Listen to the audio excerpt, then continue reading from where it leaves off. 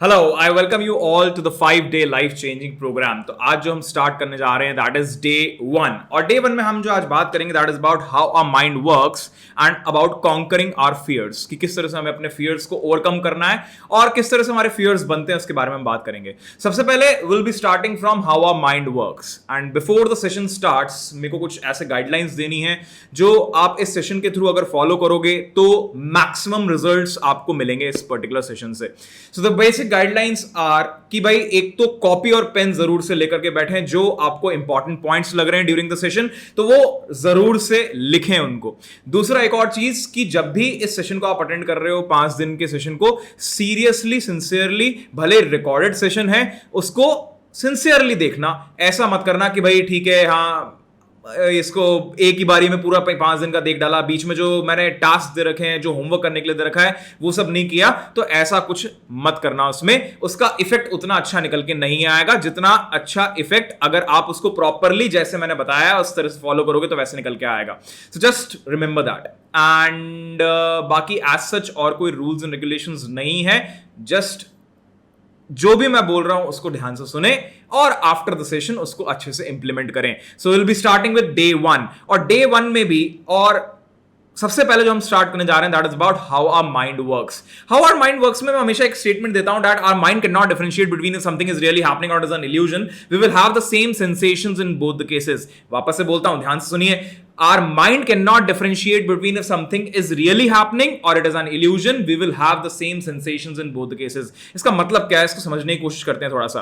भाई एक एग्जांपल से समझते हैं कि हमारा माइंड डिफरेंशिएट नहीं कर सकता है between if something is really happening, reality में हो रहा है, या फिर वो हमारा केवल एक इल्यूजन है, हमारे माइंड में थॉट चल रहा है। उन दोनों में हमारा माइंड डिफरेंशिएट नहीं कर सकता है। इसको एक एग्जांपल समझने की कोशिश करते हैं। जैसे फॉर एग्जांपल हम मान लो कि डाउन द लेन कहीं जा रहे थे, या मार्केट में घूम रहे थे कहीं, या मॉल में थे, या फिर किसी वेडिंग को अटेंड कर रहे थे। तो what happened is कि मान लो कि हमने किसी को देखा and we felt attracted towards that person, कि भाई हो सकता है कि कुछ अट्रैक्शन वाली फीलिंग आई एंड ऐसा होता भी है, और जाकर के हमने क्या करा, उनसे बात करी, सामने वाले इंसान से बात करी।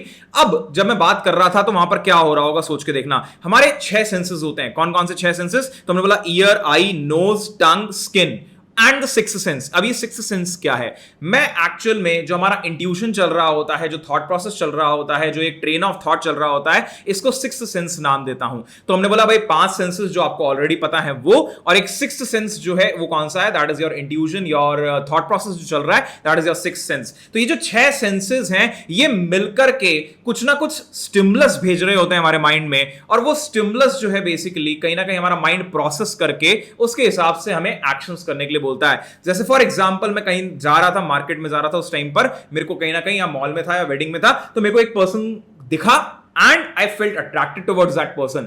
मान लो एक बार के लिए मैंने जाकर के उससे सामने वाले इंसान से बातचीत करी, तो अब वहां पर क्या क्या हुआ होगा बारीकी से नोटिस करना। ये रियलिटी में हो रहा है, ये जो इवेंट हो रहा है ये रियलिटी में हो रहा है। तो वहां पर एग्जैक्टली हुआ क्या होगा? वहां पर जब मैंने उससे बात करी होगी तो वहां पर सिंपली एक तो आईज के थ्रू एक स्टिमुलस जा रही होगी क्योंकि सामने वाला इंसान मेरे को दिखाई दे रहा है, एक ईयर्स के थ्रू एक स्टिमुलस जा रही होगी बिकॉज वो जो भी बोल रहा है या बोल रही है वो मेरे को सुनाई दे रहा है। साथ ही साथ में मान लो हमने हैंडशेक किया तो स्किन के थ्रू एक स्टिमुलस गई मेरे माइंड में, और मान लो उन्होंने कुछ परफ्यूम या डिओड्रेंट लगा रखा है जिसकी वजह से एक नोज के थ्रू भी मेरे स्टिमुलस गई। तो यहां पर मेरे 3 से 4 सेंसेस एक साथ एक्साइट हुए और बेसिकली माइंड तक स्टिमुलस गई, और माइंड ने प्रोसेस किया स्टिमुलस को and I was feeling attracted towards that particular person. मेरे को अट्रैक्शन वाली फीलिंग आ रही थी, सामने वाले पर्सन के साथ वो अट्रैक्शन वाली फीलिंग आ रही थी। तो ये एक इवेंट हुआ रियलिटी में।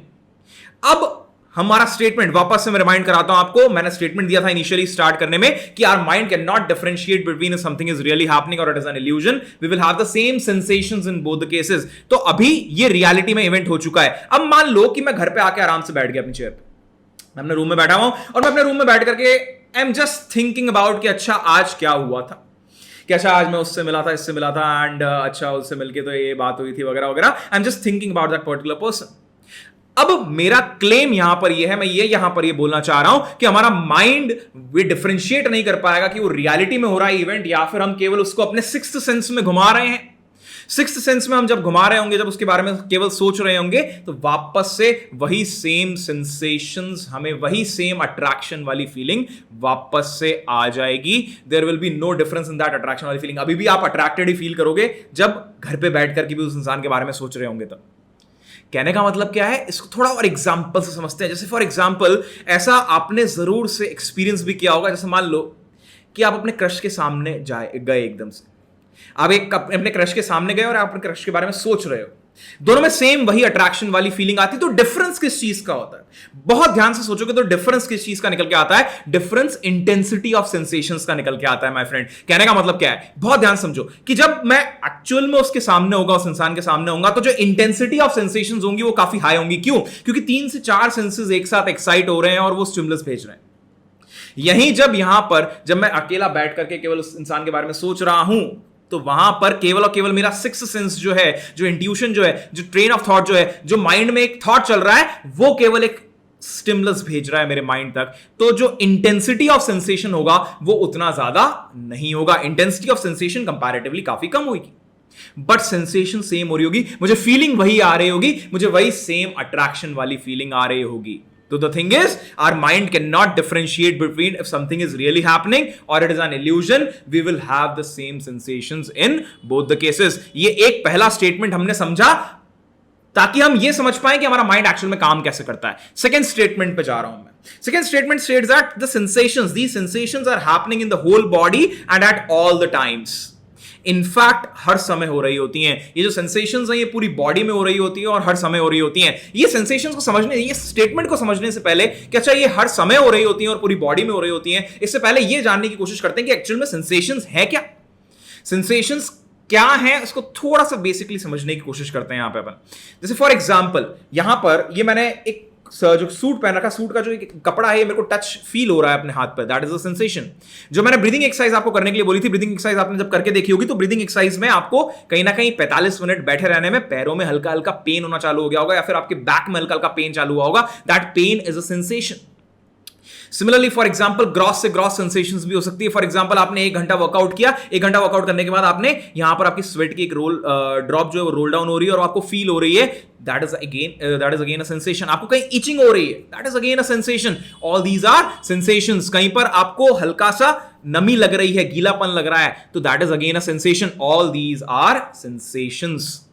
अब मैं ये कह रहा हूं कि ये जो सेंसेशंस होती हैं ये हमारी पूरी बॉडी में हो रही होती हैं और हर समय हो रही होती हैं। ये आप सब ने एक्सपीरियंस कर रखा है। I'll just bring that into your awareness right now by giving you certain examples कब आपने एक्सपीरियंस किया है इस चीज को। जैसे फॉर एग्जांपल हर समय हो रही होती है, पहले तो मैं इसको प्रूव करता हूं एक एग्जांपल के थ्रू, रियल लाइफ एग्जांपल के थ्रू। तो हर समय हो रही होती है, ऐसा कैसे कह सकते हैं हम कि हर समय हो रही हैं जो सेंसेशंस हैं?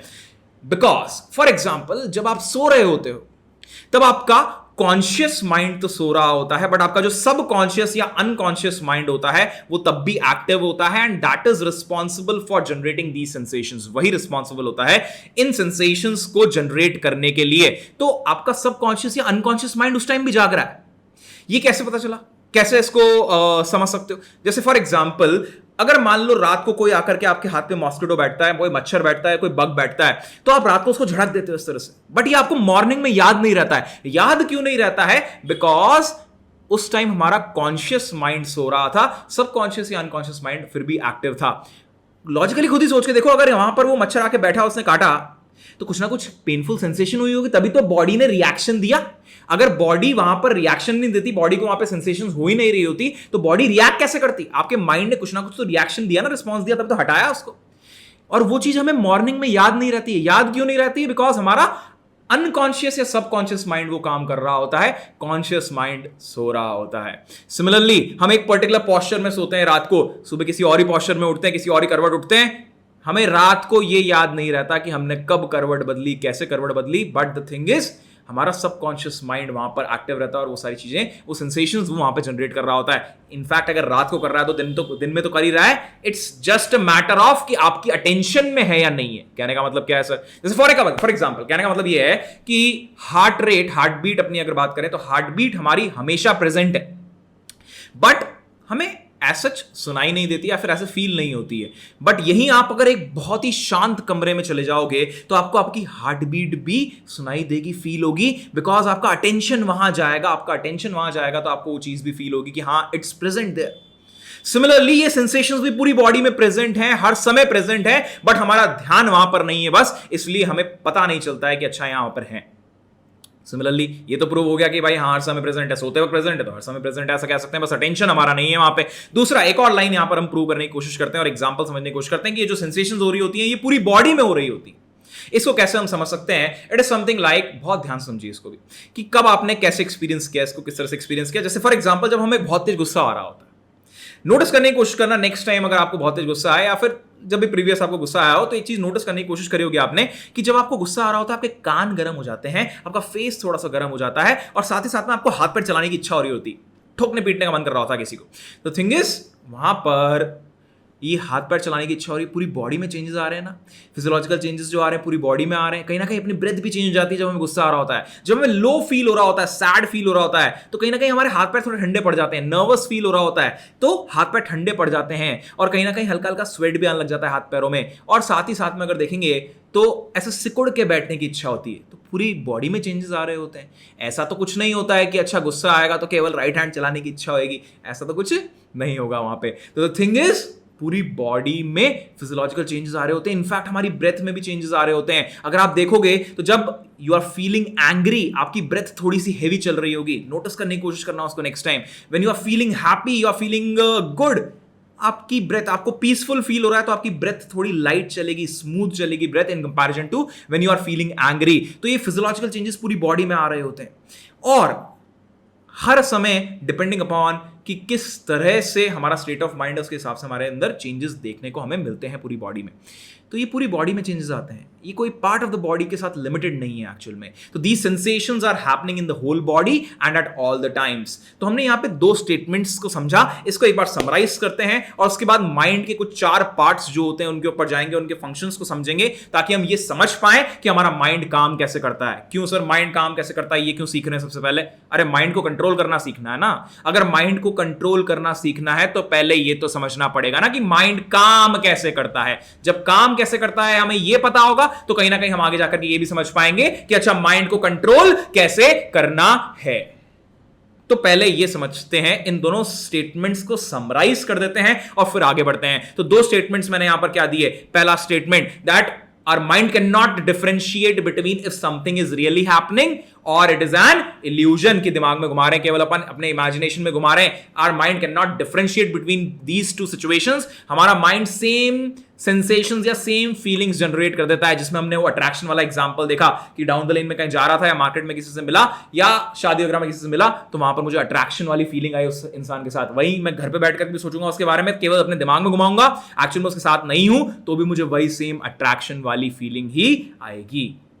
तो थिंग इज, पहला स्टेटमेंट ये सीखा हमने। दूसरा स्टेटमेंट अपने माइंड के बारे में या फिर इन द सेंस अपनी बॉडी के बारे में क्या जाना कि जो सेंसेशंस हो रही होती है, सेंसेशंस क्या है? जो भी हमारी बॉडी के लेवल पर हमें सेंसेशंस हो रही हैं, हमें सेंस हो रहा है, वो सारी सेंसेशंस जो हैं बेसिकली हम ऐसा बोलते हैं कि हर समय हो रही होती हैं और पूरी बॉडी में हो रही होती हैं।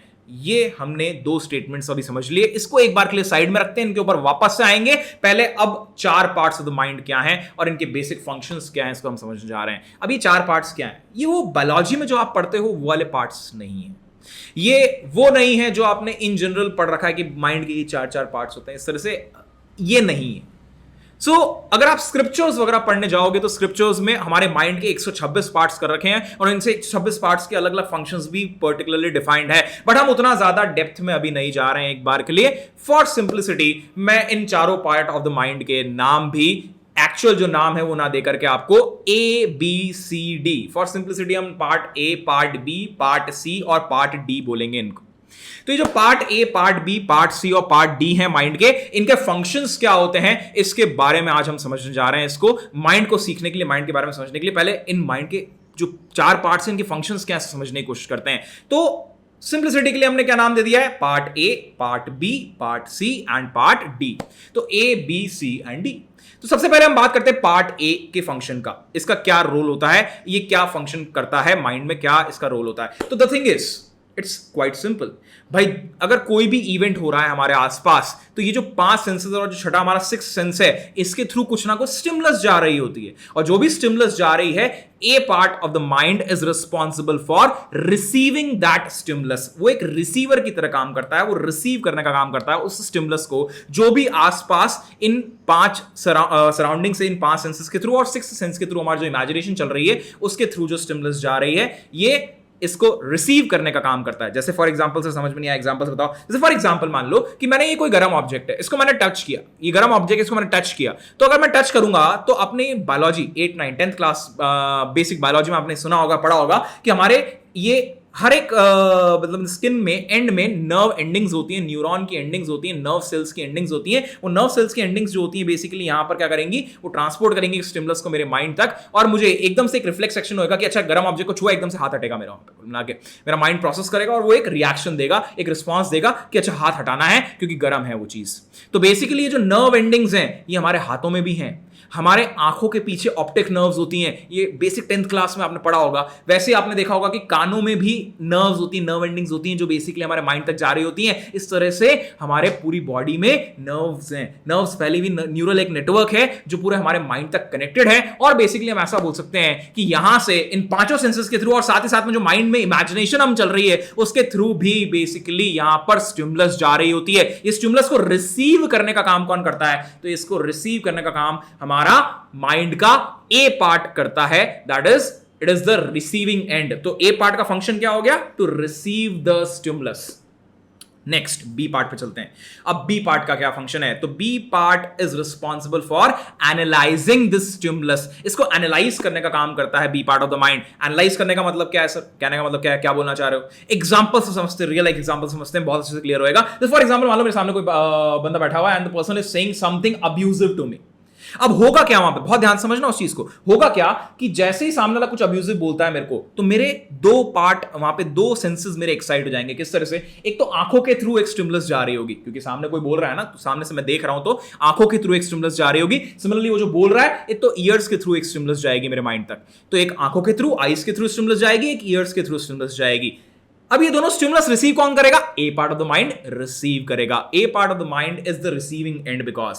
उसके बाद B part of the mind इसको क्या करेगा, इसको एनालाइज करने का काम करेगा based on past memories and experiences. तो B part of the mind का फंक्शन क्या है, B part of the mind का फंक्शन ये है कि ये एनालाइज करने का काम करता है based on past memories and experiences. कि अच्छा ये सामने वाला इंसान मेरी तरफ देख करके कुछ बोल रहा है, मतलब मेरे से बोल रहा है, पास्ट में ऐसा एक्सपीरियंस किया है मैंने, क्योंकि कि अच्छा अगर कोई मेरी तरफ देख करके बोलता है तो मतलब मेरे से बात कर रहा होता है, एज सिंपल एज दैट। तो ये एनालिसिस हुआ वहां पर। सिमिलरली वो क्या बोल रहा है, उन वर्ड्स को मेरा माइंड अपनी मेमोरी में जाकर के कंपैरिजन करेगा कि अच्छा इन वर्ड्स का मीनिंग क्या है, इसका वर्ड का मतलब क्या होता है, इस वर्ड का मतलब क्या होता है, और कहीं ना कहीं उस पूरे वर्ड का मीनिंग कि क्या निकल के आ रहा है, उस स्टेटमेंट का मीनिंग क्या निकल के आ रहा है, वो मेरा माइंड वहां पर प्रोसेस करेगा।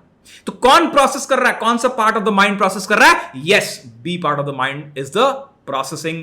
वो प्रोसेसिंग कर रहा होता है based on past memories and experiences. वो एनालाइज करता है कि अच्छा ये जो स्टिमुलस आई है ये क्या आई है।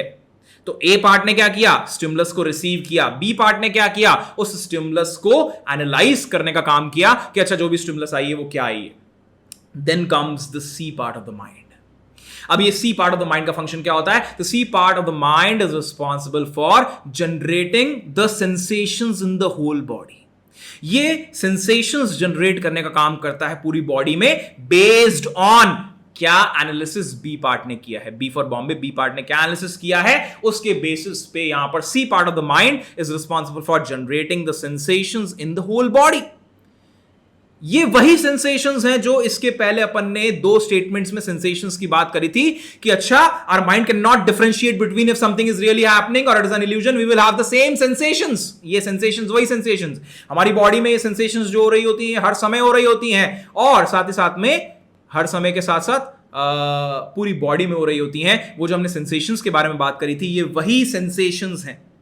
तो दी सेंसेशंस, ये जो सेंसेशंस हम बात कर रहे हैं ये C part of the mind generate करता है पूरी बॉडी में। C part of the mind का फंक्शन क्या, C part of the mind का फंक्शन क्या है, इसका फंक्शन सिंपली है to generate the sensations in the whole body. पूरी बॉडी में सेंसेशंस जनरेट करने का ये काम करता है। अच्छा, कई बार माइंड में कंफ्यूजन आता है, एक क्वेश्चन आता है इस चीज को लेकर के, जब मैं सेंसेशंस बोल रहा होता हूं और कई बार मैं बोलता हूं कि अच्छा हमें ऐसी फीलिंग आती है, ऐसी फीलिंग आती है। तो ये सेंसेशंस और फीलिंग्स में डिफरेंस क्या है, ये एक काफी इंपॉर्टेंट और बहुत ही हेयरलाइन डिफरेंस है। बहुत ध्यान से सुनिए नहीं तो ऊपर से निकल जाएगा। तो ये सेंसेशंस और फीलिंग्स में डिफरेंस क्या है, बहुत ध्यान से सुनो उसको।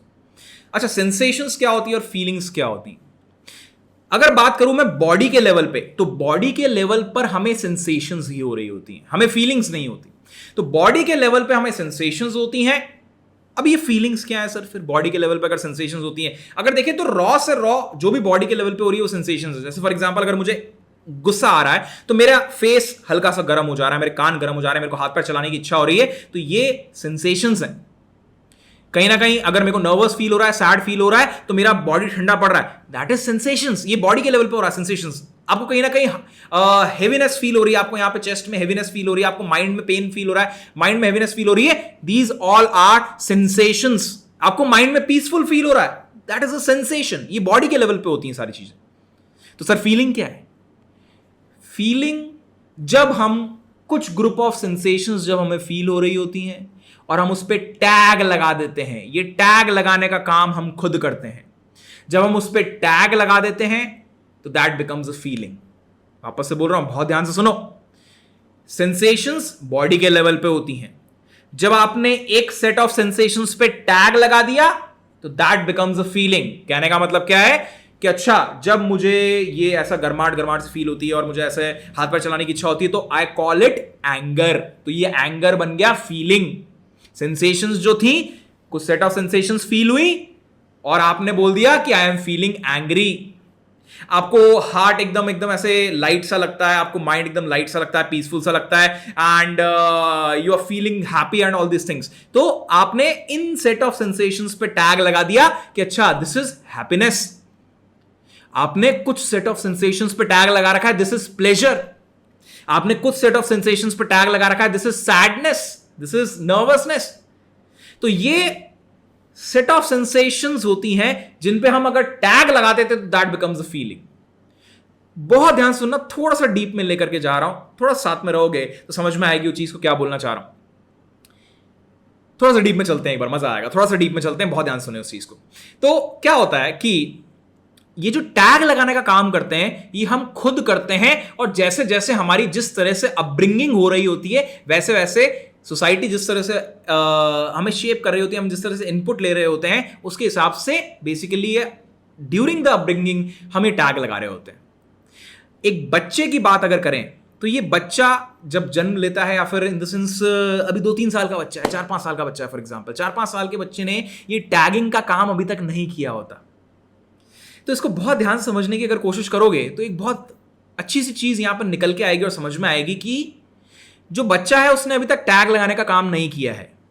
तो अगर आप उसको मूर्ख, बेवकूफ, गधा भी बोल दोगे तो ऐसा होता है कई बार कि बच्चों को अगर ऐसा कुछ बोल भी रहा है तो 3-4 मतलब 2-3 घंटे में या फिर 1-2 घंटे में या फिर लिटरली 10-15 मिनट बाद ही भूल भाल जाते हैं, एंड दे आर लाइक वो मस्त हो जाते हैं उसके बाद। तो ऐसा क्यों हो रहा है कि वो एक बच्चा जो है वो 10-15 मिनट बाद ही एकदम नॉर्मल हो जा रहा है, उसको मतलब आपने गधा भी बोल दिया, लिटरली बेवकूफ भी बोल दिया तो मस्त हो जा रहा है, और यही आप किसी को बोल दो, किसी बड़े को बोल दो, आप अपने आप को लेकर के देख लीजिए, आप अपने आप को बोलोगे अच्छा बेवकूफ गधे, ऐसे ऐसे किसी ने अगर बोल दिया आपको तो आपका तो दिमाग खराब हो जाएगा, अरे यार ये मेरे को बेवकूफ गधा बोल रहा है, ऐसा करके हो जाएगा। The thing is just try to understand कि हुआ क्या है यहाँ पे, कि ऐसा क्यों हो रहा है, उस बच्चे के कोई फर्क नहीं पड़ रहा और आपके इतना फर्क पड़ रहा है, ऐसा हो क्यों रहा है। बहुत ध्यान समझो इस चीज को।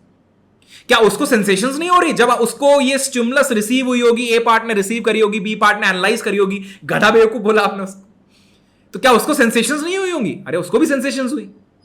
हर इंसान को स्टिमुलस रिसीव करने पे बेसिक माइंड का फंक्शन है, ए पार्ट रिसीव करेगा, बी पार्ट एनालाइज करेगा, सी पार्ट सेंसेशंस जनरेट करेगा। अरे उसको भी हुई सेंसेशंस, बट उसने अभी 4-5 साल का ही है, अभी तक उसने इन सेट ऑफ सेंसेशंस पे टैग नहीं लगाया है कि अच्छा इसने मुझे गधा बोला और इस तरह की जब सेंसेशंस मुझे हुई तो ये सेंसेशंस अच्छी नहीं है या फिर ये सेंसेशंस गुस्से वाली हैं, उसने अभी तक टैग नहीं लगाया है, इसलिए वो बड़े आराम से उनको लेट गो कर पाता है और लेट गो करके आगे निकल जाता है, अपनी लाइफ में वापस से मस्त हो जाता है। और यहीं हमें लेट गो करने में दिक्कत क्यों आती है? क्योंकि हमने उन सेंसेशंस के ऊपर टैग लगा रखा है कि अच्छा इसने मुझे गधा बोला, अरे ऐसे कैसे बोल दिया, मेरी इज्जत का सवाल, फलाना ढिमकाना, इस तरह से कुछ ना कुछ हमने टैग लगा रखा है उस पर। तो टैग लगाने की वजह से कहीं ना कहीं हमें उसको छोड़ने में, लेट गो करने में थोड़ी सी दिक्कत आती है। तो इसका मतलब ये कि टैग ना लगाएं, नहीं ऐसा नहीं कह रहा मैं, बट हल्का सा मैं आपको आइडिया दे रहा था कि अच्छा सेंसेशंस और फीलिंग्स में डिफरेंस क्या है। आई होप वो बहुत अच्छे से अभी क्लियर हो गया होगा। सेंसेशंस क्या होती हैं? जो बॉडी में रॉ फॉर्म में जो हो रही है बॉडी में, रॉ फॉर्म पे सेंसेशंस ही होती हैं। वो तो बाद में तुम टैग लगा देते हो तो दैट बिकम्स अ फीलिंग। तो सेंसेशंस रॉ फॉर्म में होती हैं। माइंड क्या क्रिएट करता है? माइंड सेंसेशंस ही क्रिएट करता है। बाद में हम खुद टैग लगाते हैं तो दैट बिकम्स अ फीलिंग। तो सेंसेशंस बॉडी के रॉ फॉर्म, मतलब रॉ फॉर्म में जो हो रही है वो सेंसेशंस हैं, बाकी हम बाद में जब टैग लगा रहे हैं तो दैट बिकम्स अ फीलिंग। तो वापस से रिवाइज करते हैं। ए पार्ट क्या करता है? स्टिमुलस को रिसीव करने का काम करता है छह सेंसेस से। बी पार्ट क्या करता है? So B part of the mind is responsible for analysing the stimulus की जो भी आया है based on past memories and experiences. C part of the mind क्या करता है? C part of the mind generate sensations based on क्या analysis हुआ है। वापस से बहुत ध्यान से सुनो स्टेटमेंट को, क्या बोल रहा हूं। तो C part of the mind generates sensations based on क्या एनालिसिस हुआ है। मैंने बोला बेस्ड ऑन क्या एनालिसिस हुआ है। कहने का मतलब क्या है सर, क्या बोलना चाह रहे कि इस पे भी डिपेंड करेगा। अच्छा, स्टिमुलस हो सकता है सेम आई हो, मगर एनालिसिस क्या हुआ है उस पर डिपेंड करता है कि सेंसेशंस कैसी होंगी। एग्जांपल समझते हैं। देखो फॉर एग्जांपल मान लो सामने वही पर्सन है और the person is saying something abusive to me. अब होगा क्या? ए पार्ट रिसीव करेगा, एक आईज के थ्रू स्टिमुलस आई, एक ईयर्स के थ्रू स्टिमुलस आई। ए पार्ट ने रिसीव करी, बी पार्ट ने उसको एनालाइज किया। मान लो बी पार्ट ने एनालिसिस किया होता कि ये तो किसी अनजान की आवाज है, I don't know that person की जिसकी आवाज मैं सुन रहा हूं इस टाइम पे। तो मेरे को सेंसेशंस हो सकता है कि कोई ऐसा होता कि एनालिसिस ये होता कि कोई अनजान आदमी मेरे को बेवकूफ बोल रहा है, कुछ अब्यूजिव बोल रहा है, तो सेंसेशंस ऐसी होती कि गुस्सा आ रहा होता, एंगर वाली सेंसेशंस होती। मैं यही मान लो कि वो बहुत क्लोज पर्सन है, जो the person who is saying something abusive to me is a very close person. तो हो सकता है मुझे उससे पे गुस्सा इतना नहीं आता, मगर मुझे दुख ज्यादा हो रहा था यार कि मेरा अपना खुद का कोई मेरे से इतना बदतमीजी से या फिर इतना रूडली बात कर रहा है, तो मेरे को दुख ज्यादा होता उस केस में। तो इट ऑल डिपेंड्स ऑन की एनालिसिस क्या किया बी पार्ट ने, उसके बेसिस पे C part of the mind sensations generate कर रहा होता है। इस तरह से हम देख सकते हैं उसमें। तो ए पार्ट ने रिसीव करा स्टिमुलस को, बी पार्ट ने एनालाइज करा, सी पार्ट ने सेंसेशंस जनरेट करने का काम किया। Now D part of the mind, D part of the mind क्या करता है? D part of the mind is responsible for generating a reaction और अ रिस्पॉन्स। एक रिएक्शन या रिस्पॉन्स जनरेट करने का काम करता है D part of the mind. ये रिएक्शन या रिस्पॉन्स का मतलब क्या है इसको समझने की कोशिश करते हैं। तो इस केस में क्या हो सकता था, इसी केस से इसी एग्जांपल समझते हैं। जैसे फॉर एग्जांपल सामने वाले पर्सन ने मुझे कुछ अब्यूजिव बोला एंड उसने जब कुछ अब्यूजिव बोला देन ए पार्ट ने रिसीव करा स्टिमुलस को, बी पार्ट ने एनालाइज किया, सी पार्ट ने सेंसेशंस जनरेट कर दिया। डी पार्ट, देखो इसमें अलग अलग केस बन सकते हैं इसमें कि मैं किस तरह से रिएक्शन दे रहा हूं या रिस्पॉन्स दे रहा हूं, इसमें अलग अलग तरह के केस बन सकते हैं। कहने का मतलब क्या है सर, क्या बोलना चाह रहे हो? अलग अलग तरह के केस बन सकते हैं। जैसे फॉर एग्जांपल एक केस ही हो सकता है कि मुझे इतना तेज गुस्सा आ गया सामने वाले के ऊपर कि मैंने भी कुछ अब्यूजिव बोल दिया, पॉसिबल है ना कि मैंने भी कुछ अब्यूजिव बोल दिया। दूसरा केस ये भी बन सकता है कि मुझे कुछ ज्यादा ही तेज गुस्सा आ गया, मैंने जाके एक लाफा मार दिया खींच करके उसके, दे मारा। ये भी एक केस हो सकता है, पॉसिबिलिटी तो है से। तीसरा केस क्या बन सकता है, बहुत ध्यान से सुनना, बिकॉज स्पिरिचुअलिटी के पाथ पे हम जब बात कर रहे होंगे तो इसी तीसरे केस पे काम करने के ऊपर बात कर रहे होंगे। बहुत ध्यान से सुनना, तीसरा केस क्या बन सकता है। तीसरा केस ये बन सकता है यहां पर कि ए पार्ट ने स्टिमुलस को रिसीव किया, बी पार्ट ने एनालाइज किया, सी पार्ट ने सेंसेशन जनरेट करी और डी पार्ट ने एज अ रिएक्शन या रिस्पॉन्स एक्सटर्नली मैंने वहां पर रिस्पॉन्स नहीं दिया, एक्सटर्नली कुछ नहीं दिया। मैंने ना कुछ बोला ना कुछ एक्शन किया, एक्सटर्नली मैंने वहां पर कोई रिएक्शन या रिस्पॉन्स नहीं दिया। मैंने तो कुछ तो किया होगा, तो क्या किया? मैंने इंटरनली केवल अपनी सेंसेशंस को ऑब्जर्व करने का काम किया, बिल्कुल वैसे ही जैसे मैंने आपको ब्रीदिंग एक्सरसाइज अभी करने के लिए बोला है। और ब्रीदिंग एक्सरसाइज में अपने यहां नाक के पास की जो सेंसेशंस हैं, जो सांस आ रही है सांस जा रही है, ब्रीदिंग को ऑब्जर्व करने के लिए बोला है। केवल नेचुरल ब्रेथ जैसी है वैसी, एज इट इज ब्रेथ, उसको जैसे मैंने आपको ऑब्जर्व करने के लिए बोला है अभी, केवल वैसे ही मैंने अपनी बॉडी में जो सेंसेशंस हो रही थी उस टाइम पर, केवल उनको ऑब्जर्व करने का काम किया। मैंने उसमें एज सच एक्सटर्नली कोई रिएक्शन या रिस्पॉन्स नहीं दिया। तो बाहर वाले इंसान को तो ऐसा लगा कि अरे इसने कुछ भी नहीं बोला, कुछ भी नहीं करा, कोई रिएक्शन ही नहीं दिया। बट एक्चुअल रियलिटी क्या है? रियलिटी यह है कि मैंने रिएक्शन दिया है, मगर मैंने एक्सटर्नली कोई रिएक्शन नहीं दिया है। मैंने केवल इंटरनली अपनी सेंसेशंस जो मेरे को बॉडी के लेवल पे हो रही थी, केवल उनको ऑब्जर्व करने का काम किया है, ये मेरा वहां रिएक्शन था। तो जस्ट थिंक अबाउट इट कि ये भी एक पॉसिबल केस हो सकता है। तो लेट्स समराइज कि चार पार्ट्स ऑफ द माइंड क्या हैं, और इसको फिर जो हमने दो स्टेटमेंट्स इनिशियली डिस्कस किए थे और जो चार पार्ट्स ऑफ द माइंड हैं, इन दोनों को लिंक करते हुए एक बहुत तगड़े एग्जांपल से लिंक करेंगे और हमारा दिमाग खुलेगा, उसमें हमारा माइंड काम कैसे करता है उसमें आपको समझ में आएगा। और ये भी समझ में आएगा कि मैक्सिमम टाइम्स हमें स्ट्रेस और प्रेशर क्यों आ रहा होता है, स्ट्रेस क्यों आ रहा होता है, वो चीज भी यहां पे क्लैरिटी आएगी। तो let's just summarise the four parts of the mind. तो क्या क्या है चार parts of the mind? Part A, part B, part C, part D. Functions क्या क्या हैं? Part A is responsible for receiving the stimulus from the six senses. क्या क्या छह सेंसेस हैं? Ear, eye, nose, tongue, skin. पांच तो ये हो गए। और छठा सेंस किसको बोल रहा हूं मैं? The sixth sense is basically your intuition, your thought process, जो भी चल रहा होता है माइंड में, इमेजिनेशन जो चल रही होती है, that is the train of thought जो चल रहा होता है, that is your sixth sense.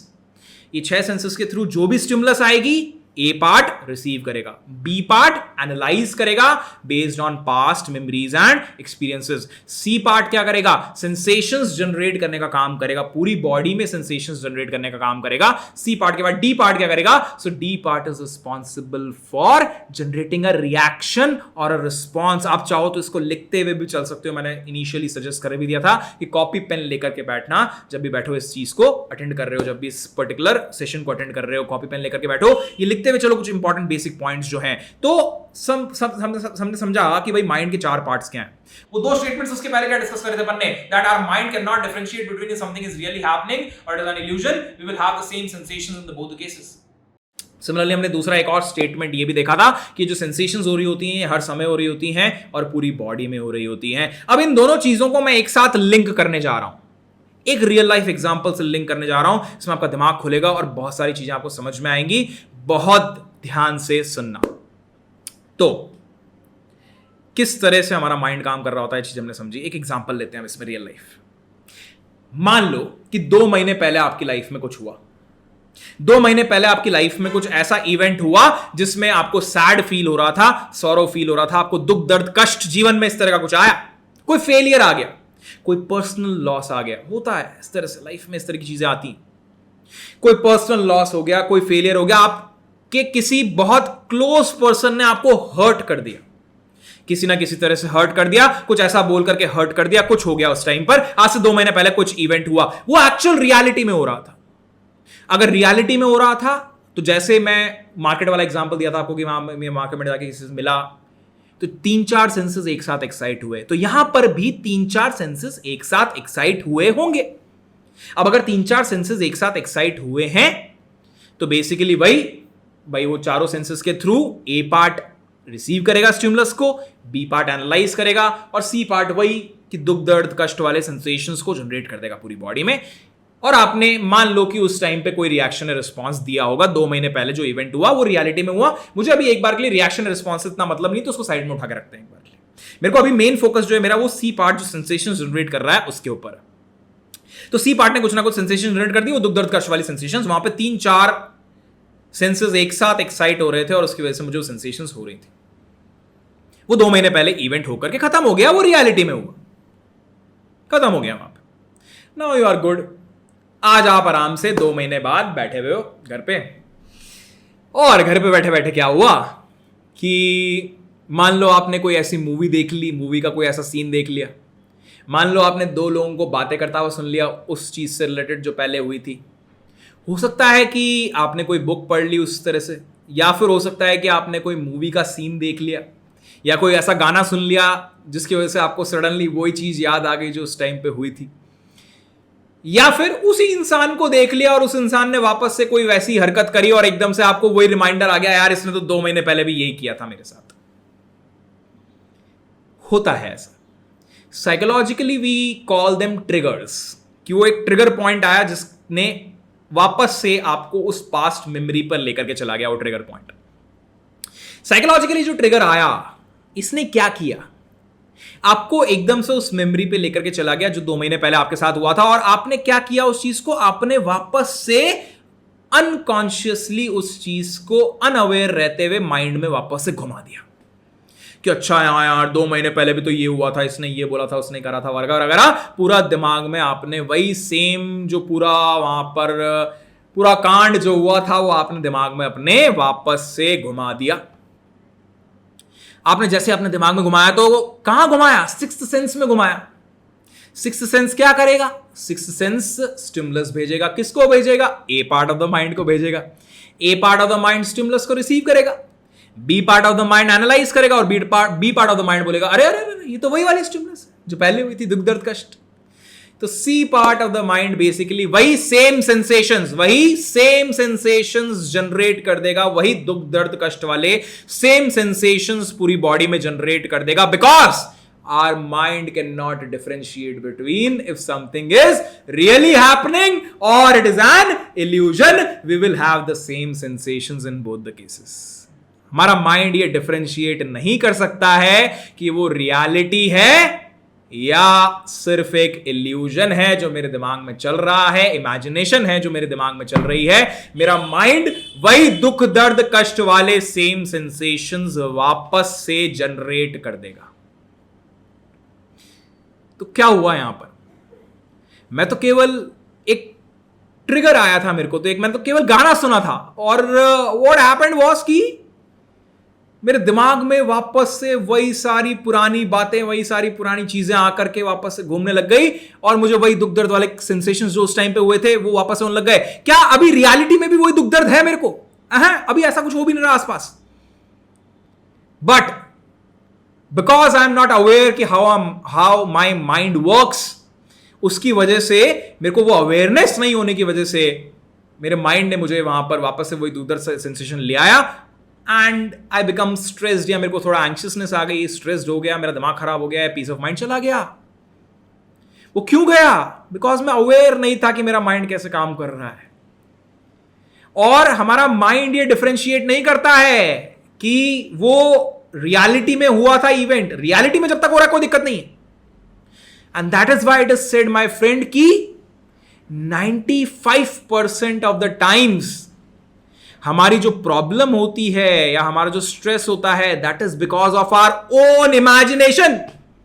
हमारी खुद की इमेजिनेशन के कारण हमें स्ट्रेस हो रहा होता है। अरे रियलिटी में तो ऐसा कुछ इवेंट है ही नहीं आसपास, इस टाइम पर हुआ ही नहीं कुछ, वो बस हमने अपने सिक्स सेंस में घुमा लिया है। अच्छा, क्या उतना ही पेनफुल होगा इस बार भी? नहीं।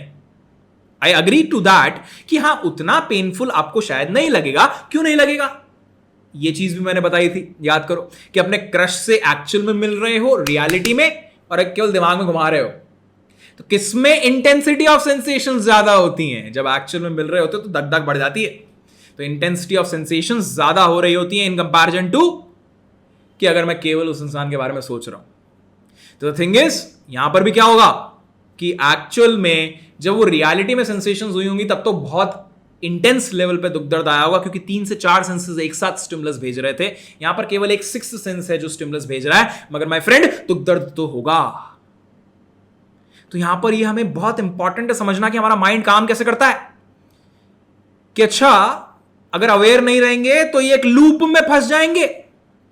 हमें ऐसा लग रहा होगा कि हां मैं उस इवेंट के बारे में सोच रहा हूं या किसी और को बता रहा हूं, तो when I am sharing my दुख दर्द कष्ट, तो मेरे को वहां पे रिलीफ मिलेगा। अरे दुख दर्द कष्ट को शेयर करने के लिए भी तो दिमाग में घुमाना पड़ेगा ना, एंड जितना ज्यादा आप दिमाग में घुमाओगे सिक्स सेंस से स्टिमुलस जाएगी, ए पार्ट रिसीव करेगा, बी पार्ट एनालाइज करेगा, सी पार्ट वही सेम सेंसेशन दुख दर्द वाले वापस से पूरी बॉडी में जनरेट कर देगा। तो यहां पर दुख दर्द दूर हो रहा है या एक्चुअल में और ज्यादा अट्रैक्ट कर रहे हो? सोच के देखना कि जब उसके बारे में सोच रहे हो तो क्या सर उसके बारे में बात करना सोचना है गलत है? नहीं, ये नहीं बोल रहा हूं मैं, but there is a way, there is a method to do that. और वो क्या मेथड है वो भी हम आने वाले दूसरे या तीसरे दिन में इस सेशन में डिस्कस करेंगे कि what is the right way to share, कि किस तरह से शेयर किया जाता है अवेयर रहते हुए, एक लर्निंग माइंडसेट रखते हुए। वो सारी चीजें अपन बात करेंगे। तो अभी के लिए बस हमने प्रॉब्लम समझी है कि अच्छा यार ये तो समझ में आया कि हमारा माइंड जो है कहीं ना कहीं हमें समझ नहीं है कि कैसे काम करता है, उसकी वजह से हम अपने ही पैर पे कुल्हाड़ी मारे जा रहे थे, बार बार चीजों को अपने माइंड में घुमा घुमा कर।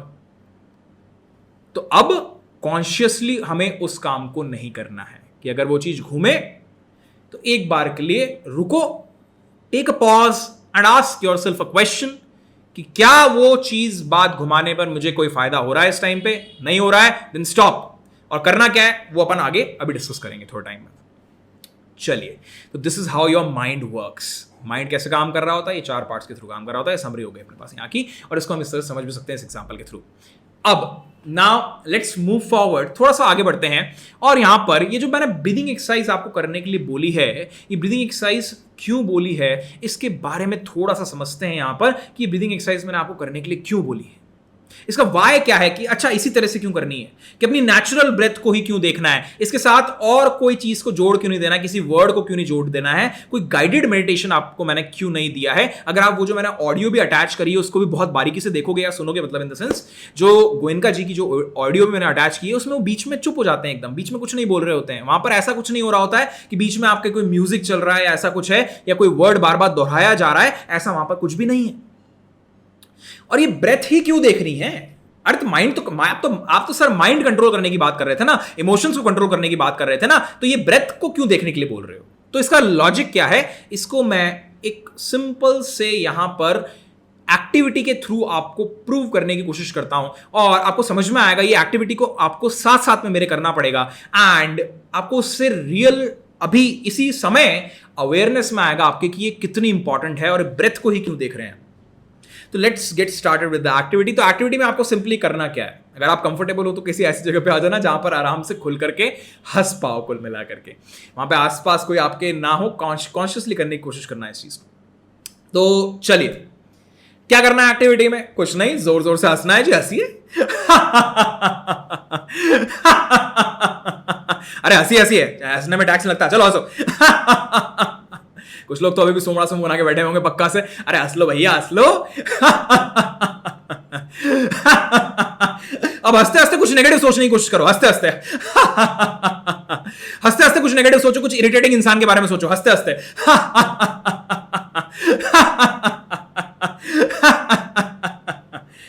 एक्सलेंट, बहुत ही बढ़िया, एक्सलेंट, बहुत ही बढ़िया। अगेन थोड़ा सा और आगे बढ़ते हैं इस एक्टिविटी में, एक और छोटी सी एक्टिविटी करने की कोशिश करते हैं। जहां पर भी आप बैठे हुए हैं, यहाँ पर जहां पर भी खड़े हुए हैं, जस्ट ट्राई टू बी, आपकी बैक को स्ट्रेट मत रखना, ऐसे थोड़ा सा सर झुका करके, ऐसे सर झुका करके इस तरह से बैक को बिना स्ट्रेट रखिए, ऐसे बैठ जाना, ठीक है, इस तरह से बैठ जाना। और इस तरह से बैठने के बाद just try to feel absolutely confident. इस पर्टिकुलर पॉस्चर में try to feel absolutely confident, एकदम आपके जो शोल्डर्स हैं उनको भी नीचे ऐसे झुका करके रख दो, and try to feel absolutely confident in that particular posture. उस पॉस्चर में एब्सोल्युटली कॉन्फिडेंट फील करने की कोशिश करो, उस पर्टिकुलर पॉस्चर में एब्सोल्युटली कॉन्फिडेंट फील करने की कोशिश करो।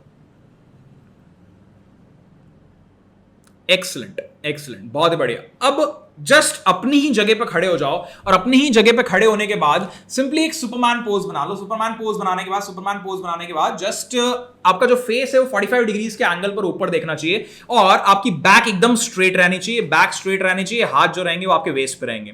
इस तरह से सुपरमैन पोज बना लेंगे सब लोग, एंड सुपरमैन पोज बनाने के बाद just try to feel that confidence. अब उस कॉन्फिडेंस वाली फीलिंग को रन करो अपने अंदर, just try to feel that confidence.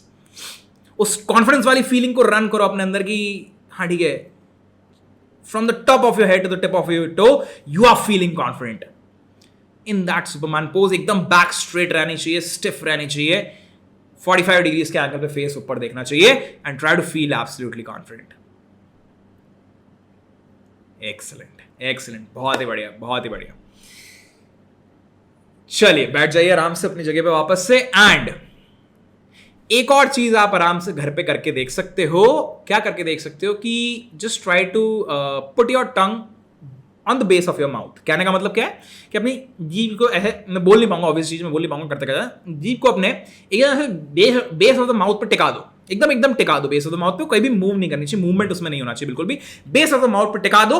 और जब आप ऐसा कुछ करोगे, किसी भी तरह का कोई मूवमेंट नहीं रह जाएगा आपकी टंग के अंदर, यू विल फाइंड दैट कि आपके अंदर जो इंटरनल चैटर चल रही होती है, माइंड में जो एक इंटरनल चैटर चल रही होती है, वो रुक जाएगी कुछ समय के लिए। आप करके देख सकते हो उस चीज को भी आराम से, इस वीडियो को पॉज करके भी करके देख सकते हो। इंटरनल चैटर रुक जाती है अंदर, अगर जीभ को एकदम टिका दोगे, बिल्कुल भी मूवमेंट नहीं रहने दोगे उसमें, तो कुछ सेकंड्स के लिए इंटरनल चैटर रुक जाएगी। अब इस पर्टिकुलर एक्टिविटी से हमें सीखने को क्या मिल रहा है? Let's draw some learnings out of this particular activity कि इससे हमें क्या सीखने को मिल रहा है। तो माय फ्रेंड, बहुत ध्यान से सुनना, बहुत कुछ सीखने को मिल रहा है इससे, बहुत ध्यान से सुनो। इसे एक बहुत इंपॉर्टेंट स्टेटमेंट मैं बोलने जा रहा हूं यहां पर, और आप चाहो तो इस स्टेटमेंट को लिख भी लो अपने पास कहीं पर। It's a very very very important statement. ये क्या स्टेटमेंट मैं देने जा रहा हूं, इसको बहुत ध्यान से सुने।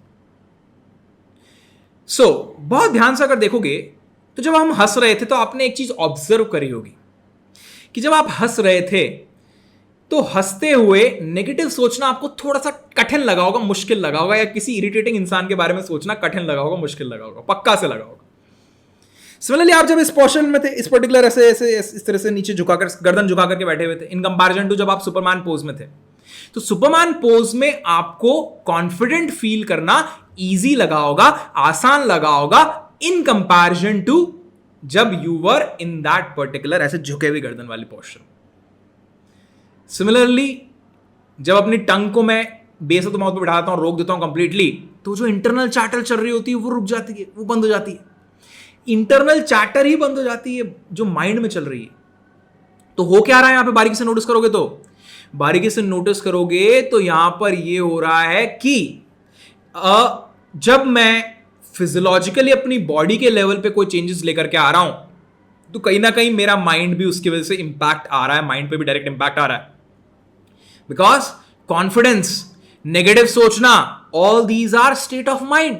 ये तो माइंड से रिलेटेड चीज है ना, और इनका देखो लिंक है बॉडी के साथ। कैसे लिंक है बॉडी के साथ? क्योंकि मैं हंस रहा हूं तो मैं नेगेटिव सोच नहीं पा रहा, तो कुछ तो लिंक है। So I am giving you a fact today. इसको पत्थर की लकीर मान के कहीं लिख लो, बहुत बहुत बहुत इंपॉर्टेंट है। पत्थर की लकीर मान के इसको कहीं लिख सकते हो। क्या है? That our mind and our body is completely linked to each other. Our mind and body are completely linked to each other. So this is a fact. ये आज से हमें एकदम टिप्स पे ध्यान रखना है कि our mind and body is completely linked to each other. एकदम डायरेक्ट कनेक्शन है। इनफैक्ट जब आप कुछ नेगेटिव सोच रहे होते हो तो अब ब्रीदिंग एक्सरसाइज करनी स्टार्ट की है ना, तो you will become eventually aware कि आपकी ब्रेथ पर भी इंपैक्ट आता है। आप एंगर जब होगा, आपको गुस्सा आ रहा होगा, तब आपकी ब्रीदिंग हैवी हो जाएगी। आपको सैड फील हो रहा होगा, आपकी ब्रीदिंग हैवी हो जाएगी थोड़ी। जब आपको पीस ऑफ माइंड होगा, आपकी ब्रीदिंग लाइट हो जाएगी, स्मूथ हो जाएगी। इसको डायरेक्ट इंपैक्ट आता है। ब्रेथ से डायरेक्ट कनेक्शन है माइंड का। तो our mind and our body is completely linked to each other. समझो इस चीज को इस एक्टिविटी के थ्रू। तो सर ठीक है ना, माइंड और बॉडी लिंक्ड है, ब्रीदिंग एक्सरसाइज क्यों करवा रहे हो फिर? माइंड को कंट्रोल करने के लिए ब्रीदिंग एक्सरसाइज का क्या लिंक है फिर? बहुत ध्यान समझना। हमारे माइंड को समझने के लिए या पकड़ने के लिए हमारे पास कोई टूल नहीं है एक्चुअली। कहने का मतलब क्या है सर? क्या बोलना चाह रहे हो? एग्जांपल समझो। जैसे फॉर एग्जांपल मान लो मैंने बोला कि अच्छा जस्ट थिंक अबाउट लद्दाख की वादियों के बारे में सोचो। आपका माइंड वो लद्दाख की वादियों में चले जाएगा। मैंने बोला कि नहीं, कन्याकुमारी का जो त्रिवेणी संगम है, वो त्रिवेणी संगम का जो तीनों ओशंस मिल रहे हैं आकर के, उसके बारे में सोचो। आपका दिमाग वहां चले जाएगा। मैंने कहा नहीं, आसाम की चाय की वादियां जो है वहां, उसके बारे में सोचो। क्या बात है, आपका दिमाग वहां चला गया। मैं कहा नहीं, अरे रन ऑफ कच्छ का जो एकदम वाइट एकदम रेगिस्तान है, उसके बारे में सोचो। आपका दिमाग वहां चला गया। लिटरली 15 सेकंड के अंदर अंदर पूरे भारत में आपके दिमाग को मैंने घुमा दिया है। तो पकड़ोगे कैसे दिमाग को? माइंड को पकड़ोगे कैसे? माइंड को कंट्रोल कैसे करोगे? कोई टूल तो चाहिए, कोई रास्ता तो चाहिए, कोई मीडियम तो चाहिए। यहां पर हमारी ब्रेथ ही वो मीडियम बनती है माय फ्रेंड। हमारी ब्रेथ ही वो मीडियम बनती है जिसके थ्रू हम अपने माइंड को कहीं ना कहीं कंट्रोल करेंगे। कैसे? कि डायरेक्ट कनेक्शन है। नेगेटिव सोचना चालू करोगे, यहां ब्रेथ पे डायरेक्ट इंपैक्ट दिखाई देगा। कोई भी नेगेटिव थॉट आएगा, ब्रेथ पे इंपैक्ट दिखाई देगा। कोई पॉजिटिव ग्रैटिट्यूड वाली फीलिंग आएगी, ब्रेथ पे इंपैक्ट दिखाई देगा। हमारा माइंड और बॉडी का डायरेक्ट कनेक्शन है। तो माइंड को कंट्रोल करने जा रहे हैं तो बॉडी के थ्रू बहुत इजीली कर सकते हैं, अपनी ब्रेथ के थ्रू बहुत इजीली कर सकते हैं। इसलिए आज से जो हमने ब्रीदिंग एक्सरसाइज करनी जो चालू करी है, वो इसलिए करनी चालू करी है ताकि हम अपने ब्रेथ के बारे में अवेयर बन पाए। हम अपने ब्रेथ के बारे में अवेयर बनेंगे तो हमारे माइंड के बारे में भी अवेयर बनेंगे। और इसी से मैं एक और स्टेटमेंट यहां पर जोड़ रहा हूं जो बहुत इंपॉर्टेंट स्टेटमेंट है, इसको भी पत्थर की लकीर की तरह लिख लो कहीं पर, इसको हमेशा ध्यान रखो। ये आपको बहुत सारे फ्रॉड जो बाबा लोग होते हैं, जो फ्रॉड बिजनेसेस चल रहे हैं, धंधे चल रहे हैं, उनसे प्रोटेक्ट करके रखने में, डिफरेंशिएट करने में हेल्प करेगा कि कौन जेन्युइनली रियल स्पिरिचुअलिटी के बारे में बात कर रहा है और कौन अपना धंधा बेच रहा है। इस स्टेटमेंट को ध्यान रखना, उससे बहुत फायदा मिलेगा। क्या स्टेटमेंट है? बहुत ध्यान से सुने और चाहे तो लिख भी लें स्टेटमेंट को। तो the statement is, self awareness is not the awareness of your thoughts. Self awareness is not the awareness of your thoughts. आपके थॉट्स के बारे में अगर आप अवेयर हो तो that is not self awareness. Self awareness is awareness of your self, your breath and your sensations. तो self awareness की ये डेफिनेशन है माय फ्रेंड। सेल्फ अवेयरनेस क्या है? ये स्टेटमेंट बहुत बहुत बहुत इंपॉर्टेंट है और ये कहीं ना कहीं डिफरेंशिएटिंग फैक्टर भी बनता है रियल स्पिरिचुअलिटी और धंधों के बीच में। तो सेल्फ अवेयरनेस एक्चुअल में क्या है? Self awareness is not the awareness of your breath. लोग बोलते हैं कि अच्छा, sorry, not the awareness of your thoughts. लोग बोलते हैं कि अच्छा मैं अपने थॉट्स के बारे में अवेयर हूं तो मैं अवेयर हूं। अरे नहीं, कहीं अवेयर नहीं। थॉट्स के बारे में अवेयर होना इज नॉट सेल्फ अवेयरनेस। तो किसके बारे में अवेयर होना पड़ेगा? थॉट्स के बारे में अवेयर होना इज नॉट सेल्फ अवेयरनेस। किसके बारे में अवेयर होना पड़ेगा? हमारे अपने आप के बारे में। द थिंग इज, हमारी ब्रेथ के बारे में हमें अवेयर होना चाहिए, हमारी सेंसेशंस जो हो रही हैं उसके बारे में अवेयर होना चाहिए। That is self awareness. Self awareness is not the awareness of your thoughts, it is awareness of your self, your breath, your sensations. तो विद दैट हम एक छोटा सा पार्ट इसका यहां पे कंक्लूड करते हैं यहां पर कि हमारा माइंड कैसे काम करता है और हमें ब्रीदिंग एक्सरसाइज करनी है। तो करनी क्यों है? बिकॉज कहीं ना कहीं हम इसी से अपने माइंड को कंट्रोल करना सीखेंगे। आगे और आगे बात करेंगे और एक लॉ ऑफ नेचर के बारे में डिस्कस करेंगे। अब ये लॉ ऑफ नेचर क्या है, इसको थोड़े टाइम में अगले वाले सेशन में बात करते हैं। चलिए जी, जय श्री कृष्णा, राधे राधे।